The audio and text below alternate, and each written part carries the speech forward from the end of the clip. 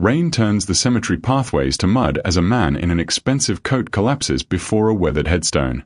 His shoulders shake with sobs, raw, broken sounds that don't match the tailored suit or the Rolex catching dim light. Harris Cobb doesn't cry. Billionaires don't kneel in dirt. But today, he does both. "I found you," he whispers to the stone. "God, I'm so sorry." "Excuse me, what are you doing at my mother's grave?" Harris's head snaps up. A young woman stands 3 feet away, her maid's uniform soaked through, her eyes blazing with protective fury. "That's my mom," she says again, her voice shaking. "So who the hell are you?" Harris stares at the name carved in marble. Clara Davenport. His savior. Her mother. The woman who connected them without either knowing. "You're Clara's daughter." His voice cracks. "Answer my question first." Harris stands slowly. "She saved my life when I'm 7 years old." Welcome to Life in Stories, where every tale touches the heart. If this story moves you, please subscribe and hit the notification bell so you never miss an emotional journey. Tell me in the comments, where are you watching from? Let's build a global community of story lovers together. The rain doesn't stop. It hammers the headstone like it's trying to wash away the name carved into it. Harris stays on his knees, mud seeping through $1,000 fabric. He doesn't care. Money can't buy back time. "I asked you a question." The maid's voice cuts sharper now. "Who are you to my mother?" Harris rises slowly, wiping his face with the back of his hand. Water or tears, he can't tell anymore. "Harris Cobb," he says. I know who you are." Her eyes narrow. "Everyone knows who you are. That doesn't answer why you're here." He looks at her properly now. Mid-20s, maybe. Dark hair plastered to her face. The uniform hangs slightly loose, like she's lost weight recently. There's something in her eyes. Grief, yes, but also exhaustion. The kind that comes from carrying too much, too long. "Your mother saved my life," Harris says quietly. The maid's expression flickers. Surprise, then suspicion. "When?" 28 years ago. I was 7. She crosses her arms. "My mom helped a lot of kids. Doesn't explain why you're crying like you lost family." "Because I did." The words come out before he can stop them. "She was the only person who stopped when I needed help. The only one who didn't walk past me like I was invisible." Something shifts in the maid's face. "What's your name?" she asks, softer now. "I told you." "Harris." "No." "What did she call you?" He blinks. "Harry. She called me Harry." The maid's breath catches. Her hand moves to her mouth. "You're the boy from the festival." "You know about that." "She talked about you." The anger drains from her voice, replaced by something fragile. "She said finding you changed everything. Made her believe she could do it, raise me and help others." Harris feels something crack open in his chest. "I didn't know she had a daughter." Most people didn't. She wipes her eyes roughly. "I'm Myra." 28 years earlier the festival was too loud. Too bright. Too full of strangers pressing from every direction. 7-year-old Harry spun in a circle, searching for his father's blue jacket. It had been right there. Dad had been buying corn on the cob. Mom had been laughing at something. Harry had turned to watch the jugglers for just a second. They were gone. "Dad." His voice disappeared into the noise. "Mom." People streamed past him like water around a rock. No one stopped. No one looked down. Panic climbed his throat. He ran, stumbled, searched every face. None of them were right. The festival stretched endlessly now, a maze of tents and music and wrong. By the time the sun set, Harry sat on a curb 6 blocks away. His voice was gone from screaming. His face was sticky with tears and snot. He had given up. That was when the woman stopped. She wasn't young. Not old. Just steady. She knelt in front of him, her coat swinging open, and her eyes were kind in a way that made him cry harder. "Hey," she said gently. "You're safe now." Harry couldn't speak. He couldn't do anything but shake. She didn't rush him. She just sat beside him on the curb until his breathing slowed. Then she offered her hand. "My name's Clara. I live nearby. We're going to find your parents, okay? But first, let's get you warm." The house was chaos. Kids were everywhere, shouting from upstairs, arguing over the TV, a teenager doing homework at the kitchen table. The air smelled like pasta sauce and something burning. Clara didn't flinch. She guided Harry to the couch, wrapped him in a blanket, and set a bowl of soup in his hands. "You don't have to talk yet," she said. "Just eat." A little girl climbed onto the arm of the couch. "Who's that?" "New friend," Clara said. "Be nice." The girl stared at Harry. Then she offered him half a cookie. Harry took it. Clara called the police. She explained calmly and gave them the address. Then she sat beside Harry while they waited. "This is a foster home," she explained. "Kids stay here when they need somewhere safe. Some go back to families. Some stay longer. But everyone gets fed. Everyone gets heard." Harry nodded, not really understanding. Clara tilted her head, studying him. "You were really scared out there, weren't you?" He nodded again. "People forget things when life gets busy," she said. "Your parents didn't mean to lose you. But they did. And no one stopped to help until I did." Harry's throat tightened. Clara's voice dropped. "Serious now. I need you to remember something, Harry. If you see someone lost, someone scared and alone, you stop. You don't walk past. You don't assume someone else will help. You stop. Promise me." "I promise," Harry whispered. His parents arrived 2 hours later. His mother sobbed. His father shook Clara's hand over and over. Before they left, Clara knelt one last time. "You're going to be okay, Harry. And one day, you're going to help someone the way I helped you." He believed her. "I searched for her," Harris says. Rain drums steadily now. "For years. I hired investigators. Checked records. I wanted to repay her. Fund the foster home. Make sure she never struggled again." Myra's face hardens. "And by the time I found her..." His voice breaks. "She'd been dead for 5 years." Myra flinches like she's been slapped. "I was too late," Harris continues. "I failed her." "She didn't need you," Myra says, voice shaking. "She needed funding. She needed support. She needed people to show up while she was alive." "I know." "Do you?" Myra steps closer, anger flooding back. "Do you have any idea what it was like watching her work herself to death? Watching the state shut down the home? Watching those kids get scattered because no one cared enough to help?" Harris meets her eyes. "No, I don't. But I want to fix it." "You can't fix the dead." "No," he agrees. "But I can fix what they left behind." Myra stares at him. The rain pours. The grave sits between them like a question neither knows how to answer. Myra doesn't invite him to follow, but Harris does anyway. She walks 3 graves over and sits on a stone bench, soaked through, staring at nothing.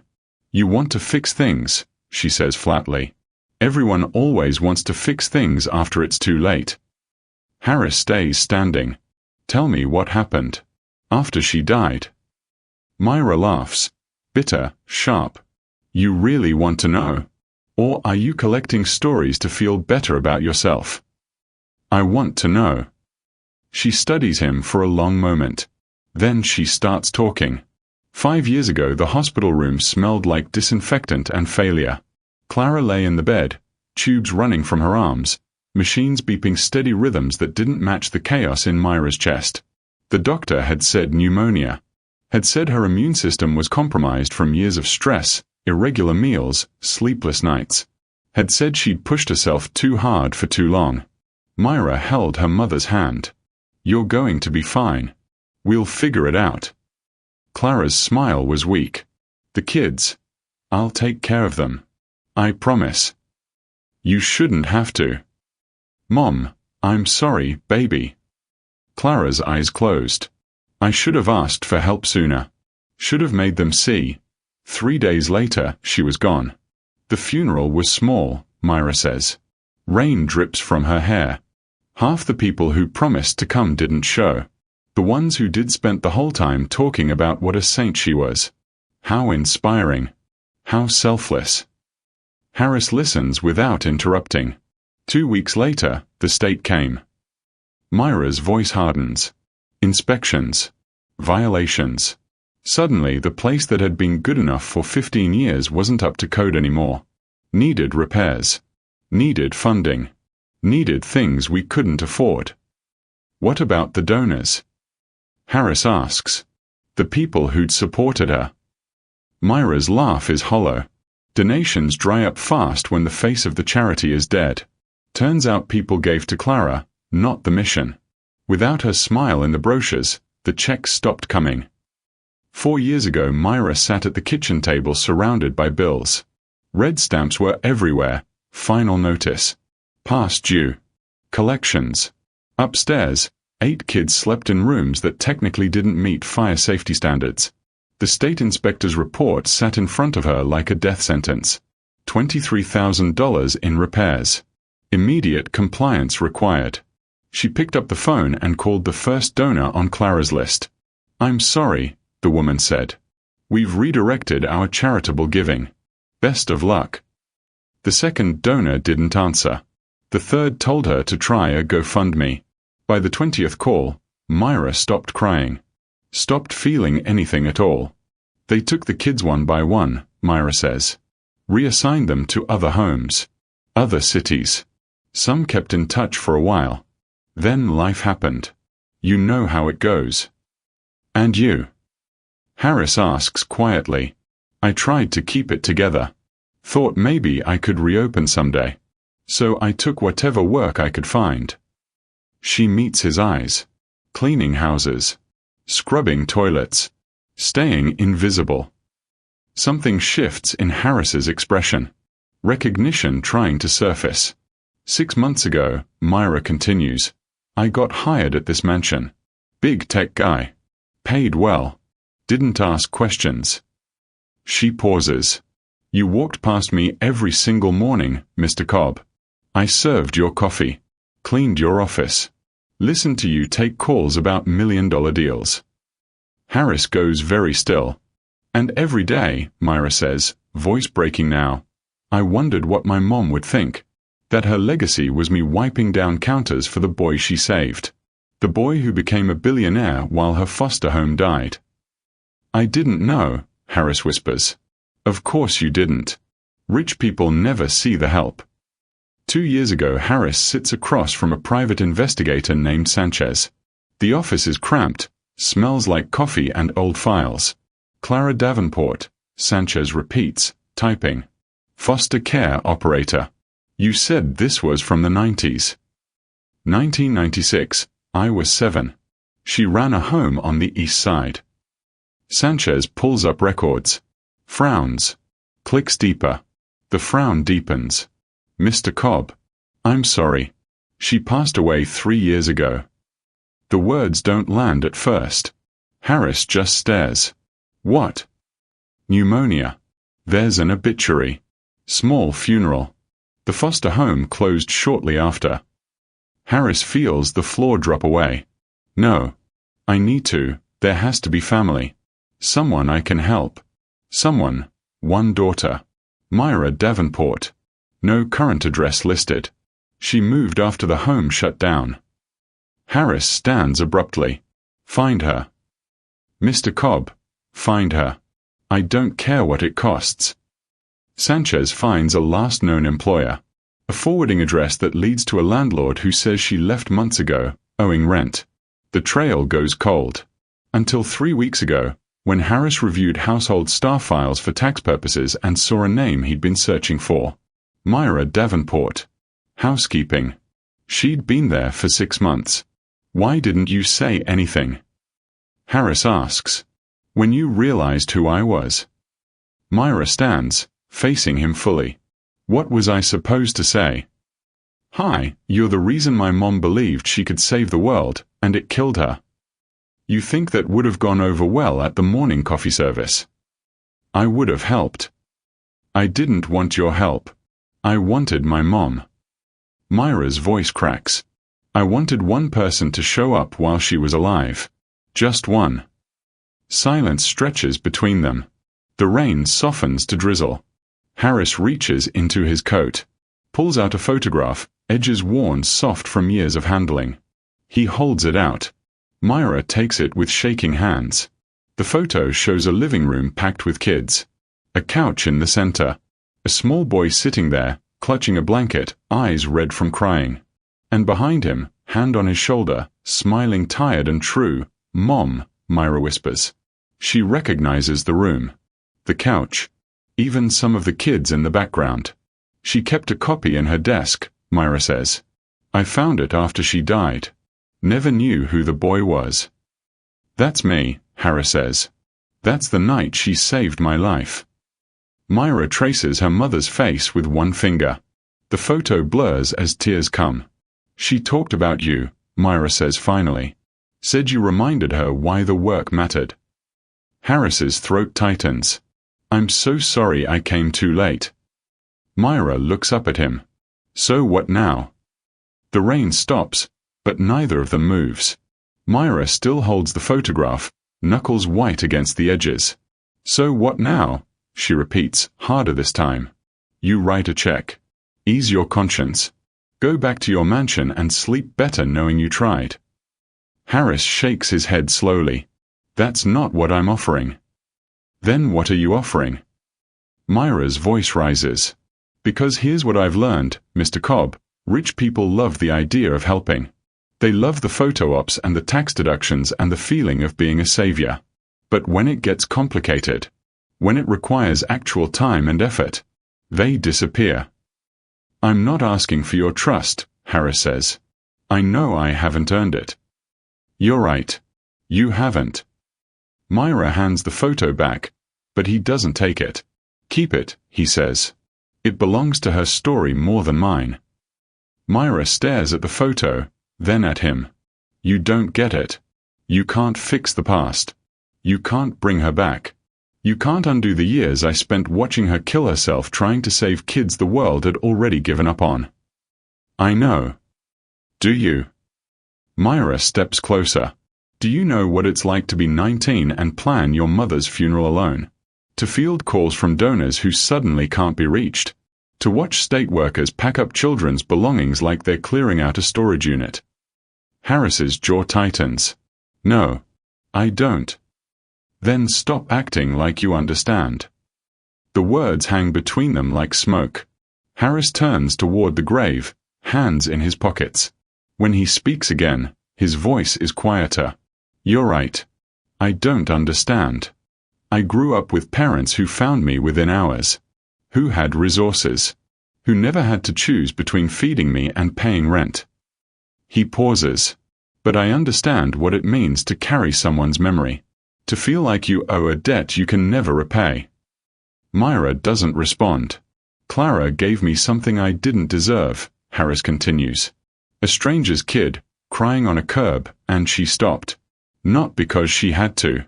Not because anyone was watching. Because that's who she was. She was tired, Myra says suddenly. All the time. She smiled through it, but I saw her skip meals so the kids could eat.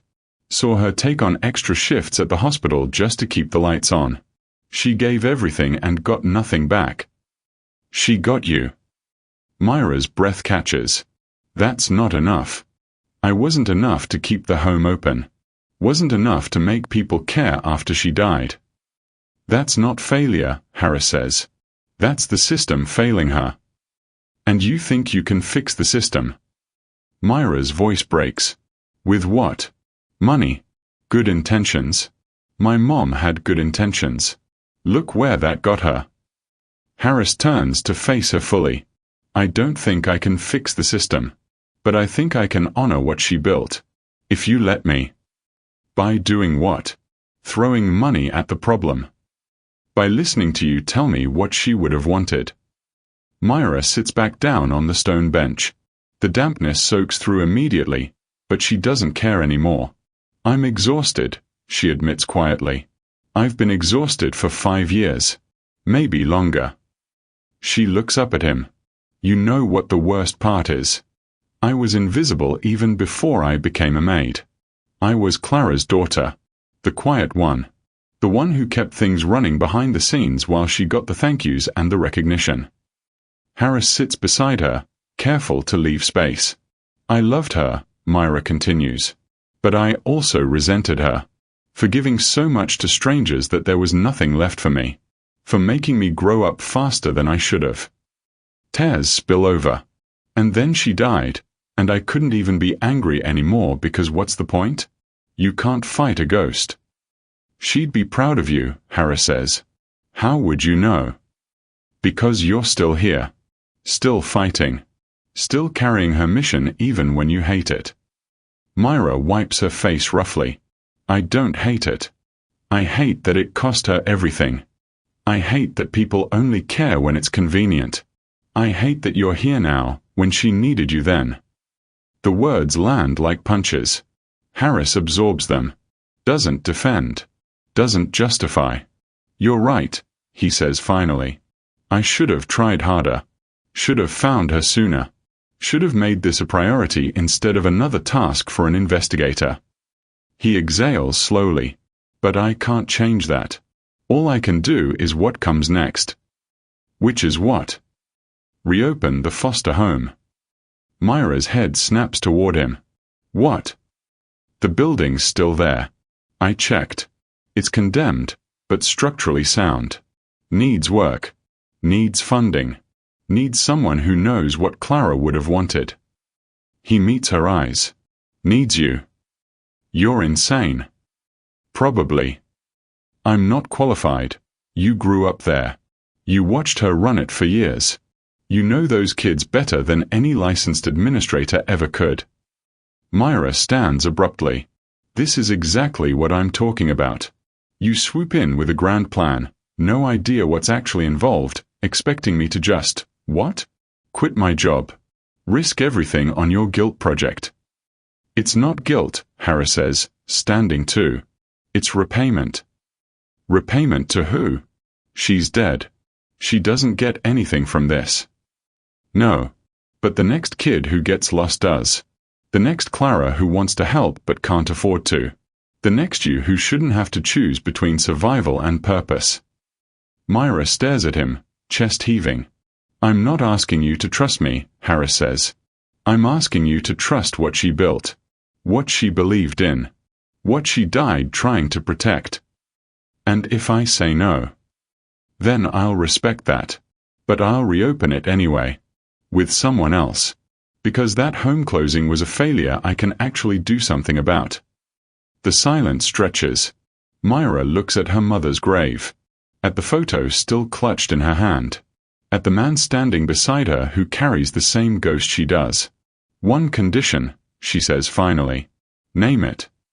No publicity. No press releases. No billionaire savior stories. This isn't about you. It's not even about me. Her voice steadies. It's about them. The kids. If we do this, they come first. Always.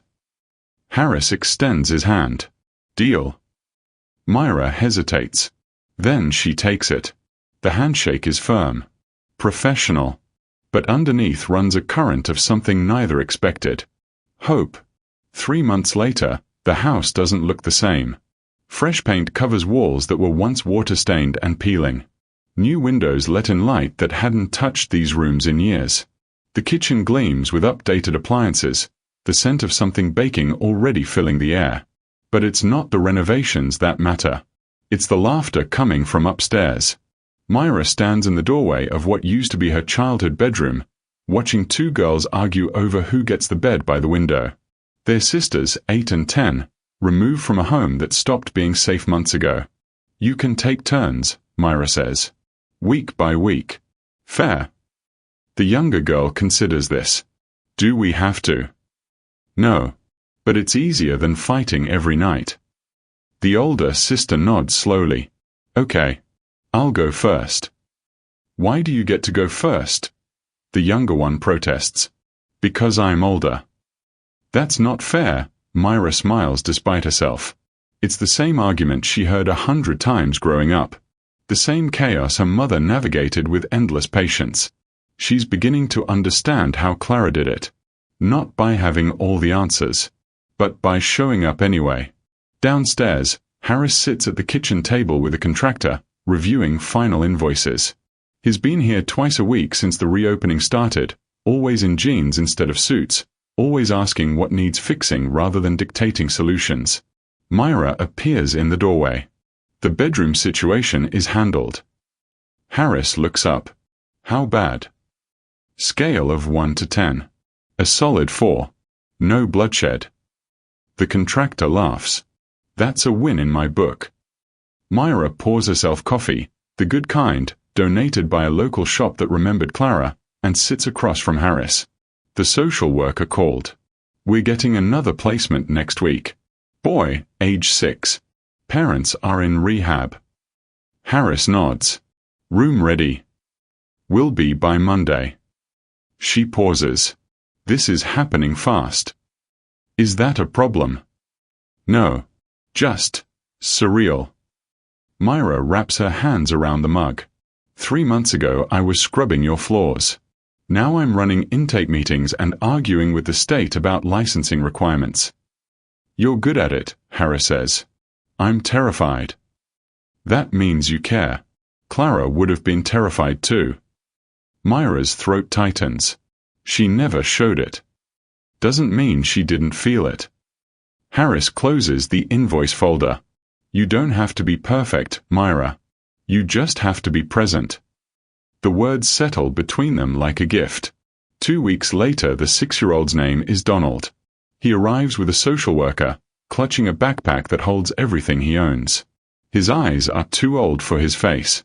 Myra kneels in front of him, just like Clara once did. Hey, she says gently. I'm Myra. This is your room for now.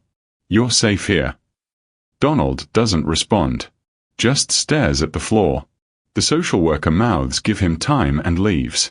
Myra doesn't push. She shows Donald where the bathroom is, where the kitchen is, where the other kids are playing in the backyard. He follows silently, a ghost in his own life. That night, Myra finds him sitting on the front steps, knees pulled to his chest. She sits beside him without a word. They stay like that for 10 minutes. Then Donald speaks, voice barely above a whisper. Is my mom coming back? Myra's chest aches. I don't know, sweetheart. But while she's getting better, you're staying here. With me. What if she doesn't get better? Then we figure it out together. Donald looks at her for the first time. You promise? Myra thinks of all the promises made and broken in this house. All the hope and heartbreak these walls have witnessed. I promise, she says. And she means it. 6 months after reopening, Harris visits on a Saturday. The house is full now. 12 kids ranging from age 4 to 16. Controlled chaos, Clara used to call it. He finds Myra in the office, buried in paperwork. You look exhausted, he observes. Thanks. Really boosts morale. He sets down a coffee, her usual order. When's the last time you took a day off? What's a day off? Myra, I'm fine. She looks up, and her expression softens. Really? I'm just adjusting. This is harder than I thought it would be. Want to quit? Not even a little bit. She smiles, and it's genuine. That's the weird part. I'm exhausted and overwhelmed and terrified I'm screwing these kids up. But I also feel like I'm exactly where I'm supposed to be. Harris sits across from her. Clara felt the same way. How do you know? Because she told me. That night, when I was 7 and losing my mind with fear, she said helping people was the hardest thing she'd ever done. But also the only thing that made sense. Myra's eyes shine. I wish she could see this. Maybe she does. 1 year later they return to the cemetery together on the anniversary of Clara's death. The rain has given way to pale sunlight. The grass is dry. 2 bouquets rest against the headstone. 1 from Harris, 1 from Myra. 12 kids now, Myra says quietly. 3 reunited with families. 4 adopted. 5 still with us, waiting. She'd be proud, Harris says. She'd also tell me I'm doing the filing wrong. He laughs. Probably. They stand in comfortable silence. No longer strangers. No longer Billionaire and Maid. Just 2 people carrying the same legacy forward. Thank you, Myra says finally. For not giving up. For finding me.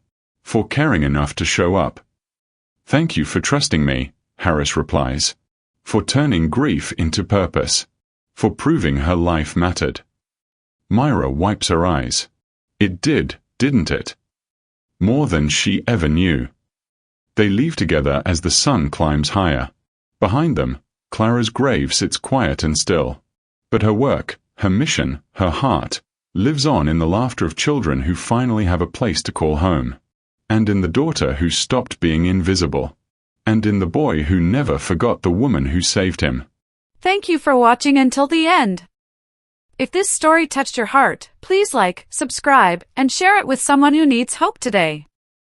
Your support keeps these stories alive. Drop a comment below sharing your thoughts. I read every single one. See you in the next story.